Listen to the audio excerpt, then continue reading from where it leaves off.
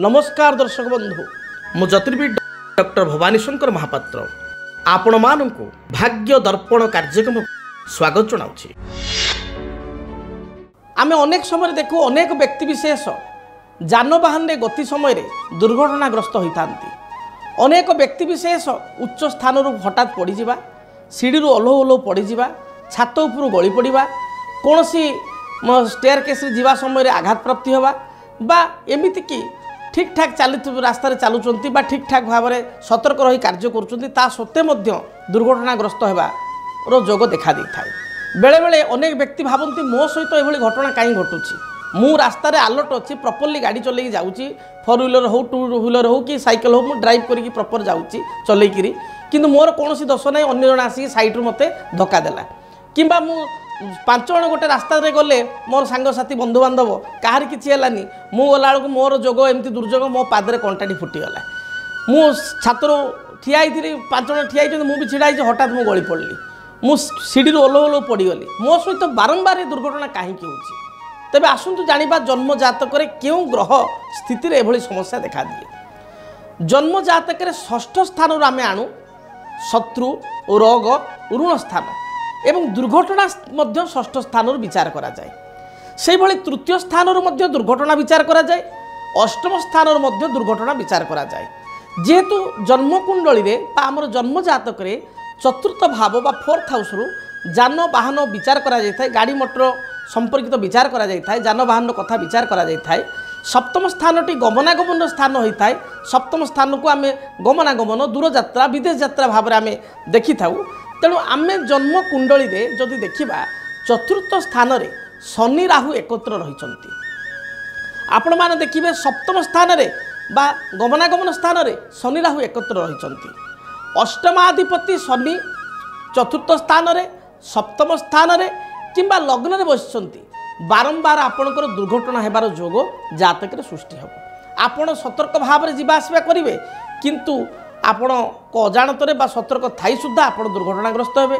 निजे टिके अन्यमनस्क होइजिवे किंबा कोनोसी गाड़ी आसी आपण धक्का दबो किंबा ओल्हेवा समय छात उपर आपण पड़िजिवे किंबा अन्यमनस्क भाव में बारंबार आपणकर दुर्घटनाग्रस्त हेबो। जदि जातक रे शनि मंगल परस्पर ठारू षडाष्टक थांती, अर्थात मंगल ठारू हिसाब कले शनि 6 एवं शनि ठारू मंगल हिसाब कले 8 रे थांती, किंबा अल्टरनेट भाव में आम देखा मंगल ठारू शनि 8 एवं शनि ठारू मंगल 6 रे थांती, ताको षडाष्टक कहा जाए। जदि जातक रे शनि मंगल परस्पर ठारू षडाष्टक थांती किंबा मंगल शनि जातक रे जदि लग्न रे चतुर्थ रे सप्तम रे षष्ठ स्थान रे द्वादश स्थान रे अथवा अष्टम स्थान रे थांती। मन रखि थांतु, जदि मंगल शनि जातक रे लग्न रे चतुर्थ रे षष्ठ रे सप्तम रे अष्टम रे अथवा द्वादश स्थान रे एकत्र थांती, बारंबार व्यक्ति विशेष दुर्घटनाग्रस्त हेबार बा कोनोसी आघात प्राप्ति हेबार जोग देखा दे थाए।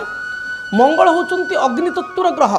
जदि गोटे महिला कुंडली रे जन्म जातक रे बा गोटे स्त्री जातक रे बा झीर जातक रे मंगल शनि एकत्र एभली जगह थांती, ताहले आपण देखिबे रोषेई करिवा समय रे बहुत मोर माँ माने भौणी माने देखिबे से माने प्राय समय आपण देखिबे चेंकी जाती, रोषेई करिवा समय चेंकी जाती। बारंबार तांक सहित घटना घटे। रोषेई करू करू चेंकी जीवा ये साधारण कथा।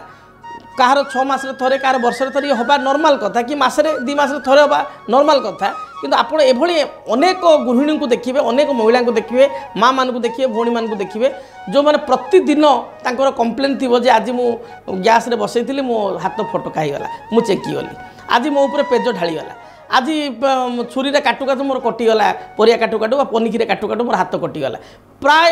प्राय जदि आपण सहित एभली घटना घटे, बारंबार घटना घटे, ताल जानिबे आपनको जातक रे मंगल शनिकर परिस्थिति एभली रहिछि बा जो प्लानेटरी पोजिशन कहली से रहिछि। से भली भाव में चंद्रमा जदि जातक रे केतुयुक्त हो जाए, जदि जातक रे चंद्र केतु एकत्र थांती, आ स्पेशली चंद्र केतु जातक रे चतुर्थ स्थान रे लग्न रे षष्ठ स्थान रे सप्तम स्थान रे अष्टम स्थान रे अथवा द्वादश स्थान रे चंद्र और केतु रही जाती, ताहले मध्य बारंबार जानवाहन हेतु को दुर्घटना घटी थाए। बारंबार इलेक्ट्रिक बा वैद्युतिक उपकरण रे आघात लागिबा, करेन्ट लागिबा, अग्नि बा रोषेई समय रे रोषेई शाल रे बारंबार हाथ चेंकी जीवा, फटका ही जीवा, ये पेज ढाली जीवा, अगाड़ी ही जीवा, अगाड़ा समय पेज ढाली जीवा, ये समस्या होता है। तेबे जदि आपण बारंबार दुर्घटनाग्रस्त होता ज्योतिष शास्त्र हिसाब से गोटे सरल प्रतिकार करूँ। सरल प्रतिकार कौन करेंगे? पुष्या नक्षत्र पड़ी जेबे सोमवार पड़ी थी, पुष्या नक्षत्र एवं सोमवार जेबे पड़ी थी, यही दिन आपण समुद्र कूल आप देखिए पुरी बेलाभूमि गोपालपुर अन्य समुद्र कूल बेलाभूमि मार्केट मंदिर में आप देखिए गोटे शंखर गोटे मुदी आसे, शंखर गोटे मुदी आसे, छोट रिंगटे आसे, गोल रिंग शंखर मिले, से शंखर मुदीटी को आप आनिबे एवं आपण जेकोसी दिन आनीपारे। किंतु पुष्या नक्षत्र सोमवार दिन आपण कौन देवी मंदिर को जी, आपण घर पाखापाखि जो देवी मंदिर अच्छी देवी मंदिर को जी, भगवती पाखे देवी पाखे नाम गोत्र से मुदीटी को स्पर्श कराइबे। बा जदि 10 महाविद्या अच्छा प्रत्येक ठाकुराणी मंदिर बा देवी मंदिर बेढ़ारे बा गर्भगृह मध्य 10 महाविद्या था। चंद्रंकर इष्टदेवी होती माँ भुवनेश्वरी। माँ भुवनेश्वरी निकट में यही आप शंख मुदीटी को रिंग शंखर रिंगटी को मुदीटी को स्पर्श कराइबे एवं दक्षिण हाथर अनामिका अंगूठे रिंग फिंगर आपण धारण करेंगे। पुरुष हूँ महिला हूँ आप धारण करेंगे।